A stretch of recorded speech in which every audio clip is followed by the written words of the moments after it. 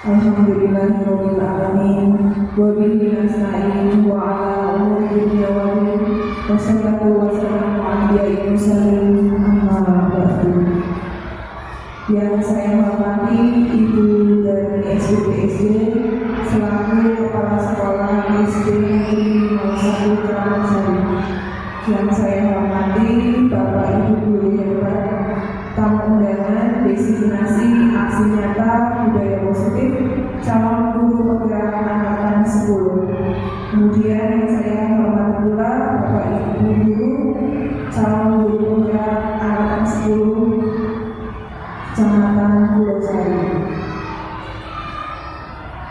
Marilah kita bersama-sama memanjatkan puja dan puji syukur kehadirat Allah Subhanahu wa Ta'ala yang telah melimpahkan rahmat, hidayah serta inayahnya kepada kita semua, sehingga di pagi yang cerah ini kita dapat berjumpa berkumpul dalam acara diseminasi aksi nyata program pendidikan guru penggerak dalam rangka membahas tentang presentasi budaya positif. Salawat serta salam senantiasa kita panjatkan kepada Nabi besar Nabi Muhammad SAW. Semoga kita senantiasa mendapatkan syafaatnya di yaumul akhir. Amin Allahumma amin. Perkenankan saya sebagai moderator pada kesempatan kali ini akan membacakan susunan acara. Yang pertama adalah pembuka, yang kedua isi, kemudian yang ketiga penutup. Kita buka acara pada hari ini dengan bacaan Bismillahirrahmanirrahim. Kemudian untuk acara kedua yaitu sambutan akan diperkenalkan untuk Kepala Sekolah kita Ibu dari SDPSD. Kepada beliau dipersilakan. Yang saya hormati Bapak Ibu guru yang hadir pada kesempatan hari ini. Yang saya hormati Bapak Ibu guru calon guru penggerak angkatan 10 yang sedang melakukan kegiatan diseminasi pada hari ini, yaitu Ibu Asiato, Ibu Suster, Ibu Irfan Bapak Irfan Effendi serta Bapak Aris. Pertama-tama marilah kita panjatkan puja bersyukur kita pada Tuhan. Pada kesempatan hari ini kita bisa berkumpul untuk mengikuti kegiatan diseminasi pemaparan budaya positif. Dan saya berharap semoga kegiatan hari ini bisa berjalan lancar dan dapat berlaksana dengan baik sampai akhir nanti. Dan semoga Bapak Ibu yang pada kesempatan hari ini hadir, yang belum tergerak untuk mengikuti kegiatan calon guru penggerak, kemudian kalau ada kesempatan juga bisa mengikuti dan mendaftar. Pada kesempatan ini pula saya mengucapkan mudah-mudahan apa yang kita lakukan hari ini dapat diterapkan oleh Bapak Ibu di sekolah masing-masing dan dapat dimanfaatkan untuk mengembangkan kenyamanan pada peserta kita supaya lebih giat lagi belajar dengan suasana yang nyaman dengan budaya positif yang kita terapkan. Semoga tujuan pendidikan yang telah kita harapkan dapat tercapai. Hanya itu saja yang dapat saya sampaikan. Mohon maaf apabila ada kesalahan kata-kata. Semoga acara ini bisa berjalan lancar sampai nanti Bapak Ibu guru yang calon guru penggerak dapat sukses berhasil mengikuti kegiatan sampai akhir. Terima kasih, saya kembalikan kepada Bapak. Untuk selanjutnya yaitu pemaparan materi diseminasi aktivitas program pendidikan guru penggerak budaya positif pada Ibu Susu Suharti SPD Persidangan.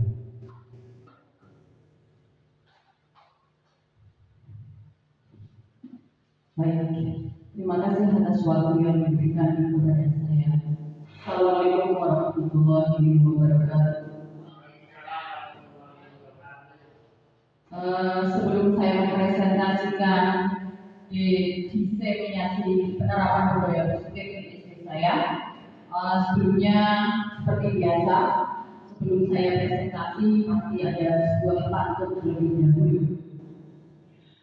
Matahari terbit belumlah ini, jalan sendiri menunggu pacar. Assalamualaikum, selamat pagi.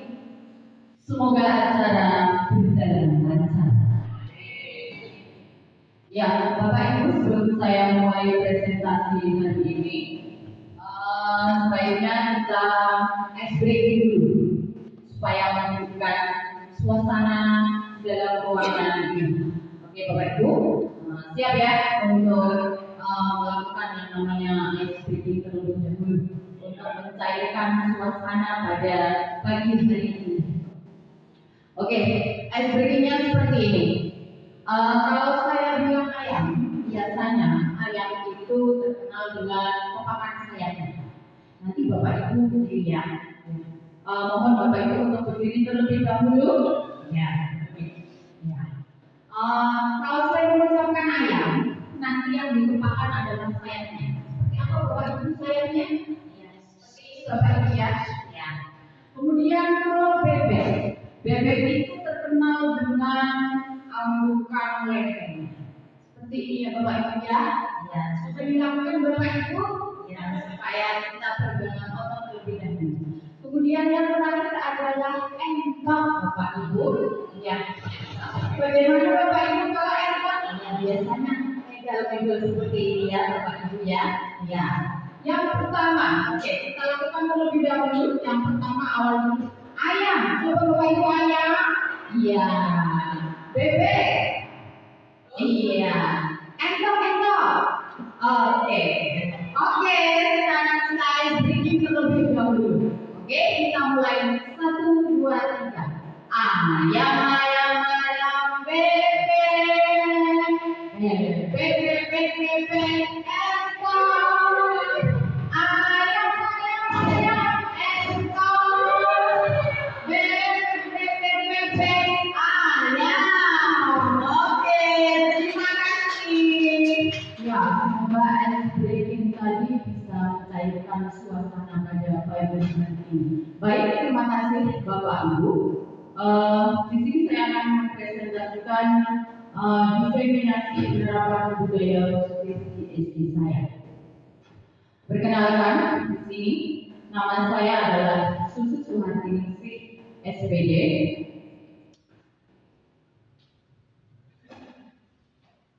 Ya, next. Yang pertama yaitu konsep inti budaya positif. Yang pertama adalah di sini ada perubahan paradigma belajar, yaitu nantinya ada nilai-nilai kebajikan. Kemudian teori kontrol dan budaya positif, teori kontrol dan disiplin positif, yaitu nantinya ada perubahan dasar manusia. Kemudian motivasi perilaku manusia. Di sini motivasi perilaku manusia itu ada 5 posisi kontrol. Kemudian yang terakhir adalah keyakinan kelas, yaitu ada yang disebut dengan segitiga restitusi. Yang pertama yaitu perubahan paradigma belajar. Next, perubahan paradigma belajar yaitu menurut Ki Hajar Dewantoro, yaitu sebagai pendiri perguruan taman siswa, yaitu di suatu lembaga pendidikan yang memberikan kesempatan bagi para pribumi untuk bisa memperoleh yang namanya hak pendidikan. Kemudian tujuan pendidikan menurut Ki Hajar Dewantoro yaitu menuntun segala kodrat yang ada pada anak itu agar mereka sebagai manusia dan anggota masyarakat itu dapat mencapai keselamatan dan kebahagiaan yang setinggi-tingginya. Menurut Ki Hajar Dewantoro bahwa pendidik itu diibaratkan seperti seorang petani, ya, yaitu anak-anak itu diibaratkan itu seperti biji tumbuhan yang disemai dan ditanam oleh petani. Bisa Bapak Ibu bayangkan, seorang petani sedang menanam biji tumbuhan seperti contohnya adalah padi maupun jagung. Anak-anak itu seperti bulir-bulir jagung.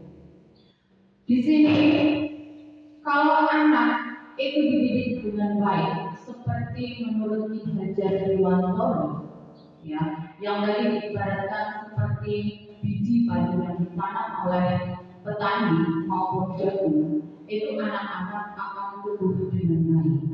Sebaliknya, kalau tidak kita didik dengan baik, seperti anak-anak itu seperti petani yang menanam padi atau menanam jagung, itu tidak akan tumbuh optimal seperti pada gambar yang ada di layar.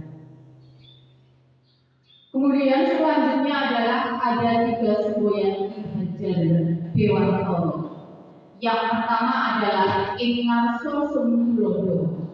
Kemudian yang kedua ing madya mangkarsa.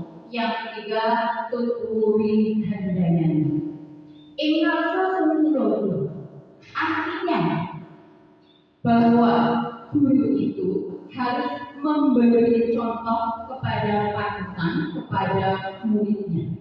Kemudian yang kedua, ing madya mangkarsa itu artinya adalah bahwa guru itu harus bisa yang namanya membangkitkan semangat atau kemauan dalam diri murid untuk terus belajar dan melakukan yang namanya inovasi. Kemudian yang ketiga yaitu tuturi handayani, artinya adalah guru itu harus memberi dorongan atau motivasi kepada muridnya.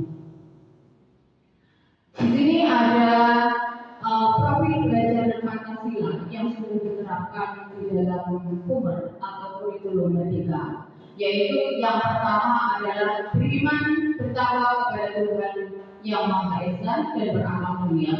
Kemudian yang kedua adalah mandiri, yang ketiga bernalar kritis, yang keempat kreatif, kemudian bergotong royong dan berkebinekaan global. Bahwa yang namanya paradigma baru itu merupakan pembelajaran yang dirancang berdasarkan prinsip pembelajaran yang berdiferensiasi, sehingga nantinya murid pada saat belajar itu sesuai kebutuhannya berdasarkan tahap perkembangan sesuai teori psikologi modern, yaitu untuk mewujudkan profil pelajaran Pancasila. Yang kedua yaitu teori kontrol dan disiplin positif.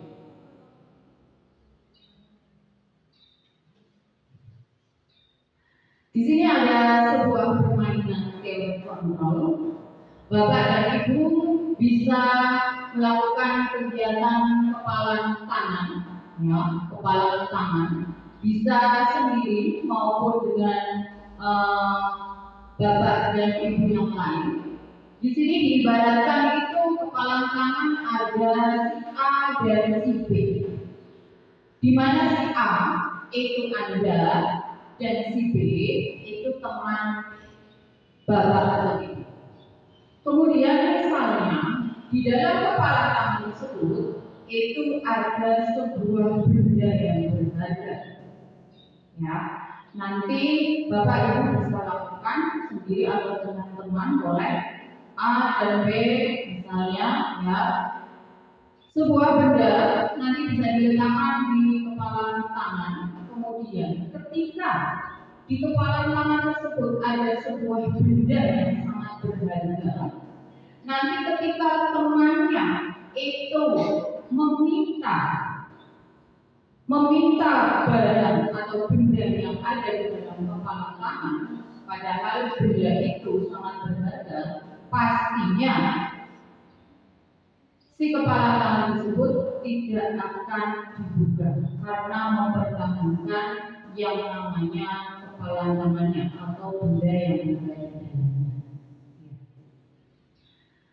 Next. Kemudian yang selanjutnya adalah miskonsepsi tentang teori kontrol. Yang pertama yaitu ilusi guru mengontrol murid. Ya, jadi di sini tentang ilusi guru mengontrol murid itu sebetulnya ya sulit dilakukan. Ya. Kemudian yang kedua, ilusi bahwa semua penguatan positif, efektif dan bermanfaat. Kemudian teori kontrol ilusi yang ketiga yaitu ilusi bahwa kritik dan membuat rasa bersalah mampu menguatkan karakter. Yang terakhir, ilusi bahwa orang dewasa itu berhak memaksa. Itu hanya sebuah ilusi. Padahal sebetulnya ya yang namanya orang dewasa pun tidak berhak yang namanya memaksa. Next, Pak.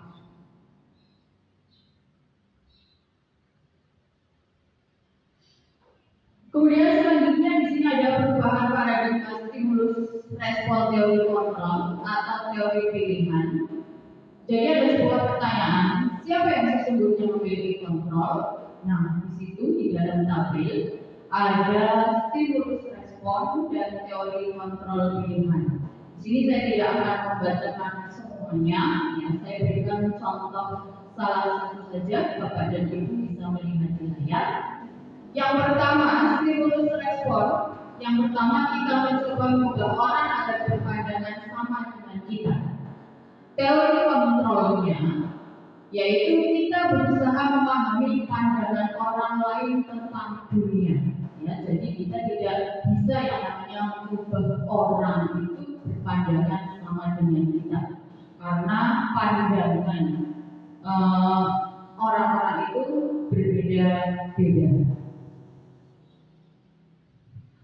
Kemudian yang selanjutnya yaitu teori kontrol, teori pilihan menurut Dr. William Blazer. Yang pertama yaitu tentang teori motivasi, kemudian ada 5 posisi kontrol dan ada 5 kebutuhan dasar manusia.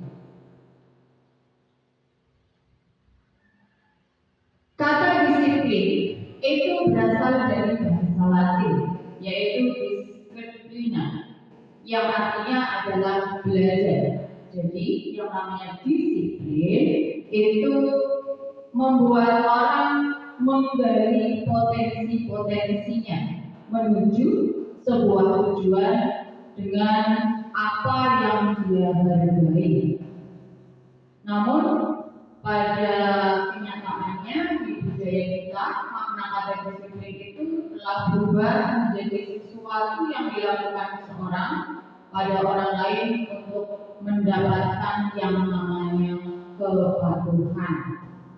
Kemudian kecenderungan umumnya itu menghubungkan kata disiplin dengan ketidaknyamanan, bukan dengan apa yang kita hargai atau pencapaian suatu tujuan yang mulia.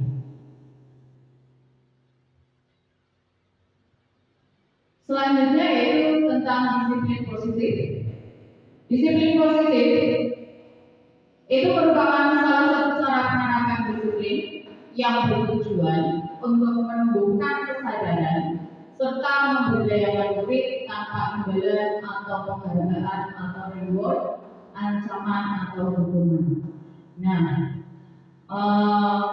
di dalam kegiatan sehari-hari, mungkin sebelum saya mempelajari tentang disiplin positif, saya juga mungkin belum sepenuhnya menerapkan disiplin positif atau keliru tentang disiplin positif.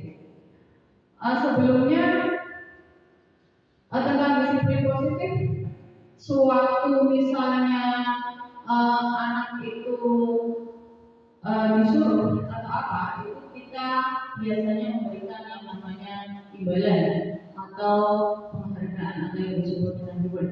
Ya, saya pernah melakukan yang seperti itu.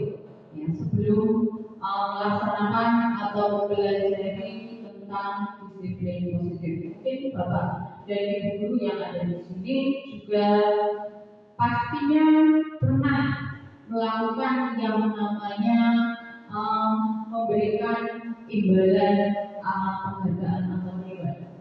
Ya, tidak hanya saya, mungkin Bapak dan Ibu juga pernah melakukannya. Kemudian sebagai pendidik, tujuan kita adalah menciptakan murid memiliki disiplin diri sehingga mereka berperilaku mengacu kepada nilai-nilai kebajikan universal dan memiliki motivasi intrinsik dalam perilaku ke arah yang lebih baik. Yang ketiga yaitu motivasi perilaku manusia.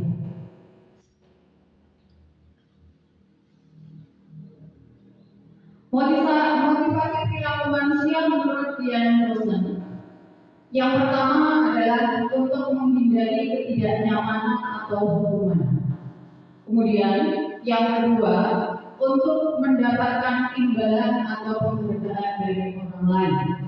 Yang ketiga untuk menjadi orang yang mereka inginkan dan menghargai diri sendiri dengan nilai-nilai yang mereka percaya. Dari tadi tentang yang pertama yaitu untuk menghindari ketidaknyamanan hukuman dan untuk mendapatkan imbalan atau penghargaan dari orang lain, itu termasuk kepada motivasi ekstrinsik. Dan yang terakhir untuk menjadi orang yang mereka inginkan dan menghargai diri sendiri dengan nilai-nilai yang mereka percaya, itu termasuk motivasi intrinsik. Nah, Bapak Ibu, apakah ada yang tahu apa itu motivasi ekstrinsik dan apa itu motivasi intrinsik? Apakah ada yang tahu?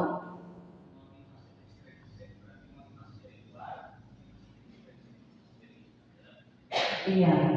Kalau motivasi ekstrinsik itu perlu rangsangan dari luar. Kemudian kalau motivasi intrinsik itu tidak perlu yang namanya rangsangan dari luar.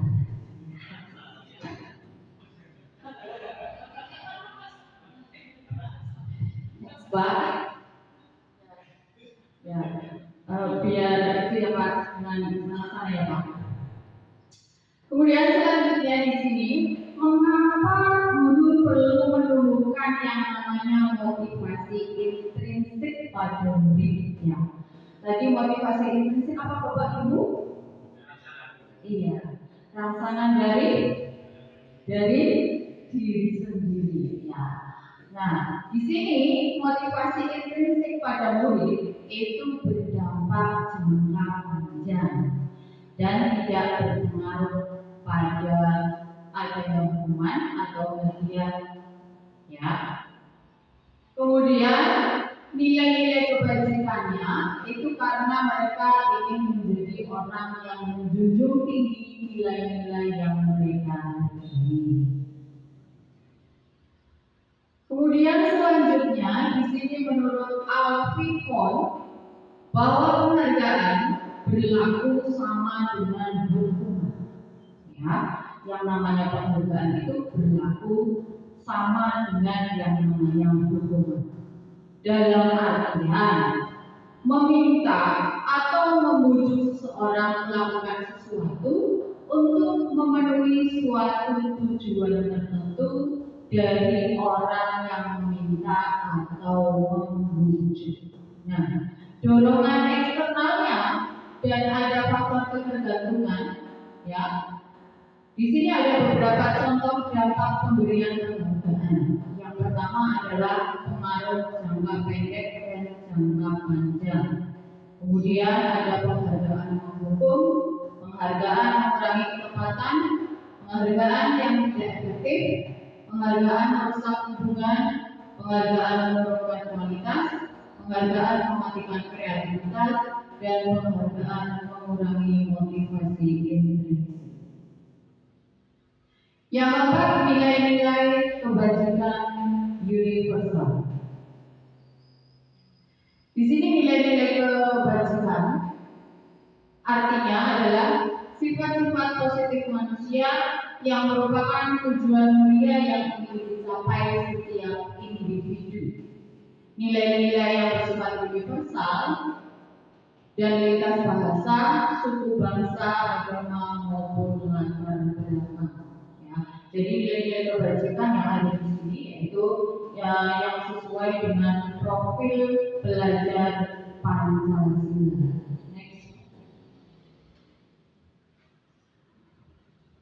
Kemudian yang selanjutnya di sini ada sikap murid, kemudian ada 9 pilar karakter, ada petunjuk seumur hidup dan keterampilan hidup, ada petunjuk hidup ya yang bisa Bapak Ibu baca di layar. Selanjutnya, di sini ada contoh pengakuan atau apresiasi kebajikan. Yang pertama, pembuka.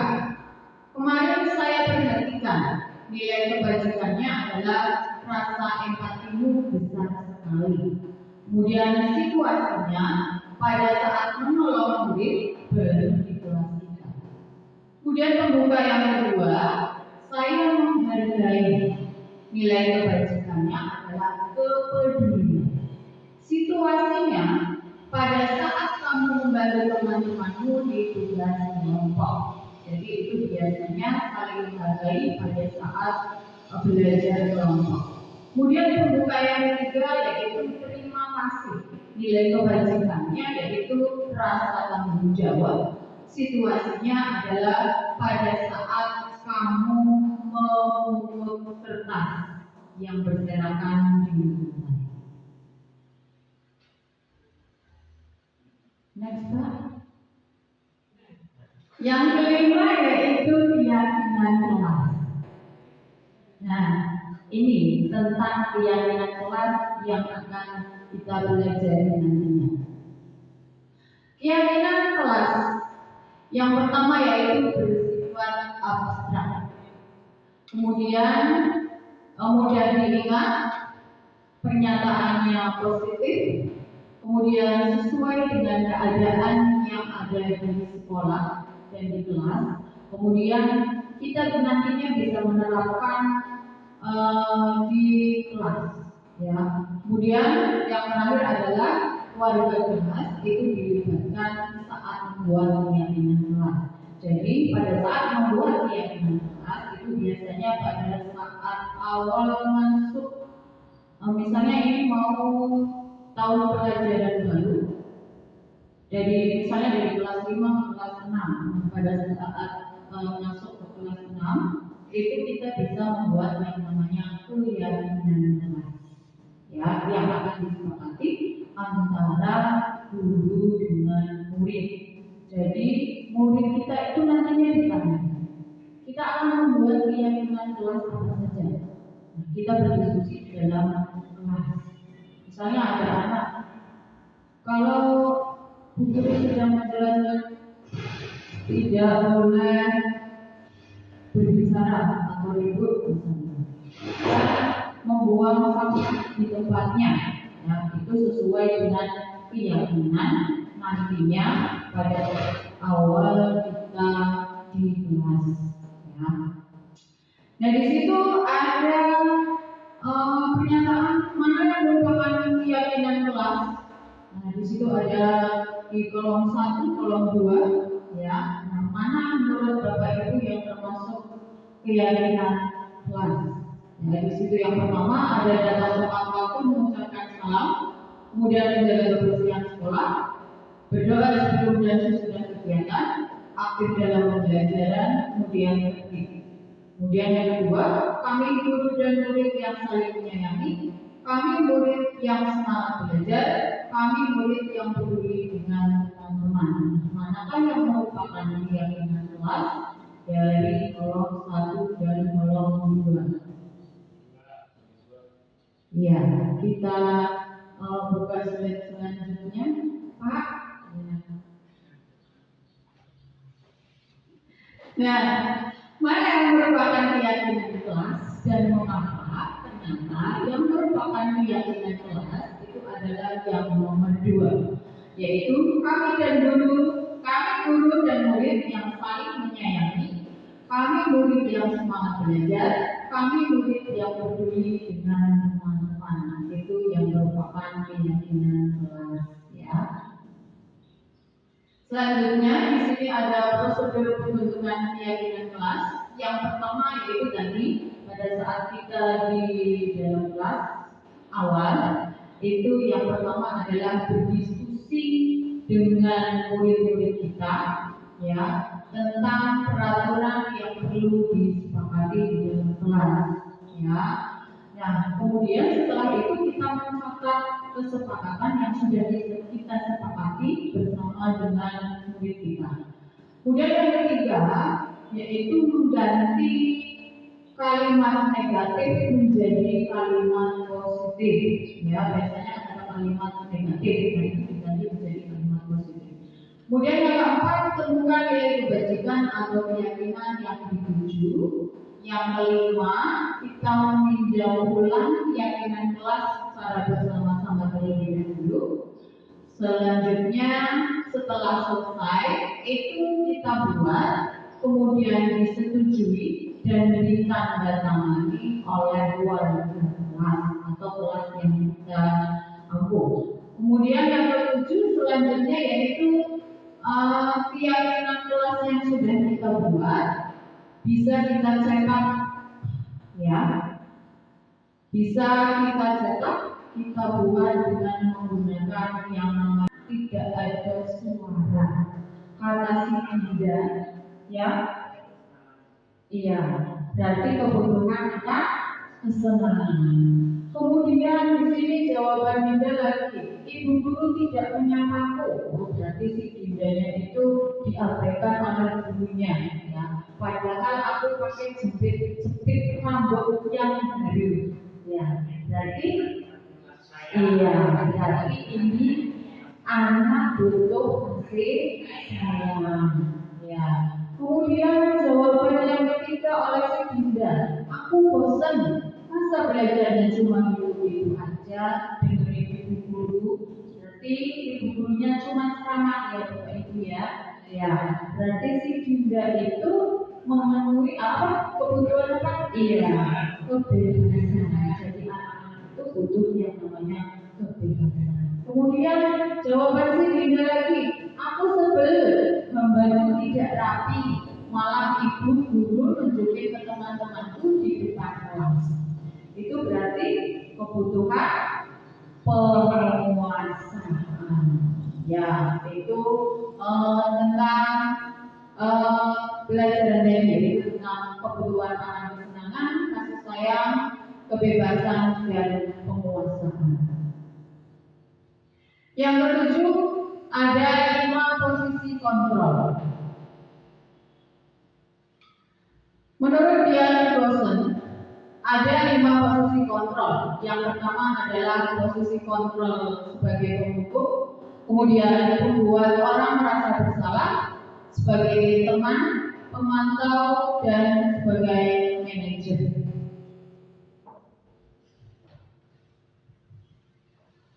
Untuk posisi kontrol yang pertama yang disebut dengan penghukum, ya, hukuman itu bisa berupa hukuman fisik atau verbal kata, ya, melotot juga termasuk hukuman. Nah, biasanya yang seperti itu bisa menjadikan murid menjadi pemberontak, kemudian marah dan dendam, ya. Kemudian posisi kontrol yang kedua yaitu pembuat merasa bersalah, ya, pembuat merasa bersalah. Di sini murid itu nantinya merasa gagal, ya, tidak membahagiakan orang lain, kemudian bisa menilai buruk dirinya sendiri, tidak berharga, dan mengecewakan orang yang disayangi. Yang ketiga, posisi kontrol sebagai teman, yaitu di sini positif, ya.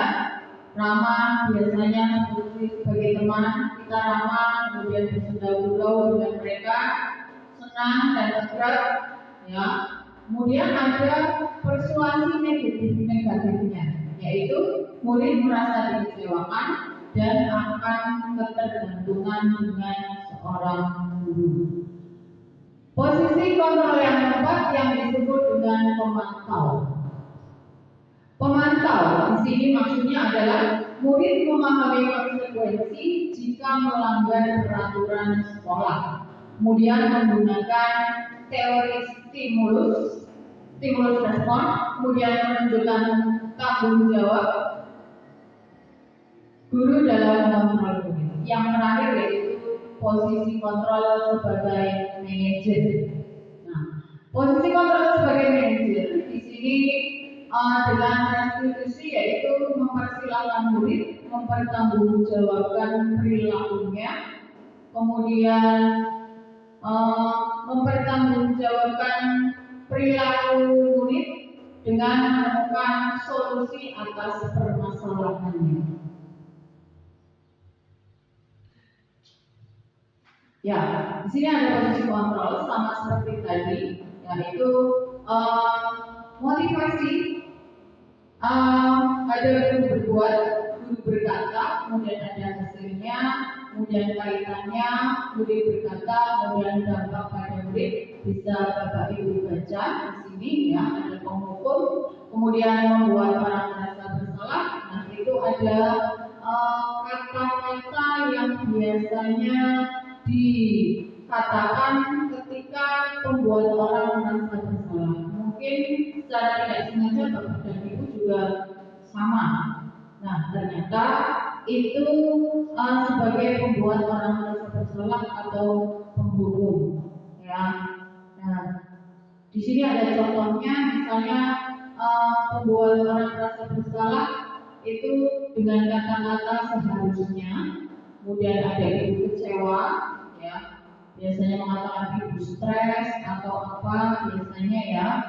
Kemudian ada posisi sebagai teman. Nah, di situ ada contoh kata-katanya, dan yang lebih bagus adalah kita di posisi kontrol sebagai manajer.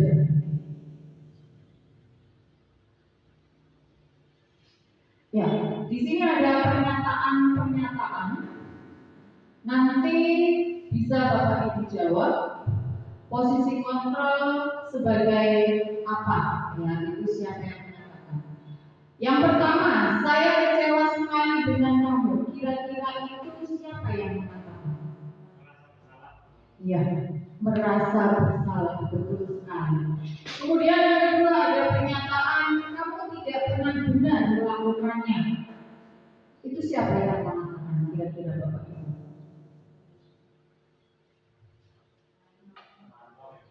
Pemantau, ya. Kemudian ayolah lakukan demi Bapak Ibu, ya, sebagai teman. Apakah kamu mau mendapatkan stiker bintang hari ini? Pemantau. Bagaimana kamu bisa menyelesaikan masalah ini? Manajer. Kamu selalu yang paling terakhir. Penghukum. Oke, mari kita lihat jawabannya. Yang pertama, pernyataan yang pertama, itu siapa yang mengatakan? Itu berarti pembuat merasa bersalah. Jadi anak nanti akan merasa bersalah. Kemudian yang kedua, itu penghukum. Yang ketiga sebagai teman. Yang keempat sebagai pemantau. Kemudian yang kelima itu kita sebagai manajer, dan yang terakhir itu sebagai penghukum. Ya, itulah jawabannya Bapak Ibu. Kemudian mengapa guru perlu memahami dan menentukan fungsi kontrol yang tepat? Yang pertama adalah guru perlu meninjau kembali penerapan disiplin di dalam kelas. Apakah yang selama ini mereka lakukan, kemudian apakah sudah efektif? berpusat memerdekakan dan keadilan murid. Kemudian setelah itu guru merefleksinya. Yang terakhir yaitu segitiga restitusi. Segitiga restitusi yang pertama adalah menstabilkan identitas, yang kedua adalah validasi tindakan yang salah, dan yang ketiga menanyakan keyakinan. Nah, yang disebut dengan segitiga restitusi itu adalah suatu proses dialog yang dijalankan oleh guru atau orang tua agar dapat menghasilkan anak yang mandiri dan bertanggung jawab. Segitiga restitusi ini dikembangkan oleh Diana Foster, yaitu seorang pakar pendidikan. Yang pertama yaitu menstabilkan identitas. Nah, yang namanya menstabilkan identitas ketika anak-anak kita itu biasanya melakukan suatu kesalahan. Jadi yang pertama, menurut segitiga restitusi itu yang pertama kita menstabilkan identitas terlebih dahulu. Nah, untuk menstabilkan identitas kita bisa membuat yang namanya pertanyaan terlebih dahulu kepada siswa, bukan pertanyaan, tetapi seperti memberikan hal-hal yang positif. Seperti di situ berbuat salah itu hal yang manusiawi. Jadi tidak hanya anak-anak yang melakukan kesalahan. Kita sebagai guru juga pernah yang namanya melakukan kesalahan. Kemudian tidak ada manusia yang sempurna. Kemudian di situ kalau kamu menyalahkan dirimu sendiri terus-menerus, apakah kamu bersikap baik pada dirimu sendiri? Ya, jadi ketika ada permasalahan kita menstabilkan identitas terlebih dahulu. Kemudian yang kedua yaitu validasi kebutuhan. Nah, validasi kebutuhan kita memberikan pertanyaan-pertanyaan kepada anak.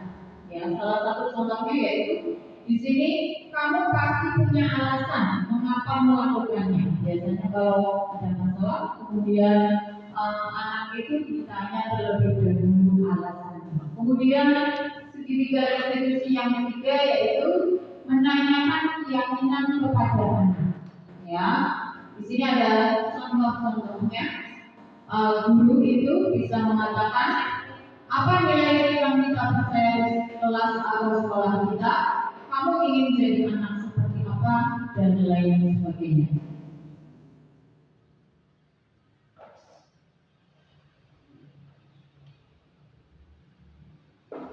Ya, yang terakhir yaitu dengan memahami struktur segitiga restitusi, diharapkan yang namanya guru dapat menerapkan posisinya sebagai manajer dengan melakukan pertanyaan-pertanyaan bermakna yang dapat membuat murid pastinya menjadi lebih percaya diri, mandiri, dan bertanggung jawab. Baik Bapak Ibu, sekian presentasi dari saya. Sebelum saya menutup presentasi hari ini, saya berikan sebuah pantun karena tadi awal ada pantun, akhir juga diakhiri dengan pantun. Mentari saja telah tenggelam. 3. Baik Bapak Ibu, sebelum saya menutup presentasi hari ini, saya ada sebuah pantun karena tadi di awal menggunakan pantun, terakhir saya tutup juga dengan menggunakan pantun. Mentari saja telah tenggelam. Hujan turun mulai terjatuh. Kami tutup presentasi dengan salam. Wassalamualaikum warahmatullahi wabarakatuh.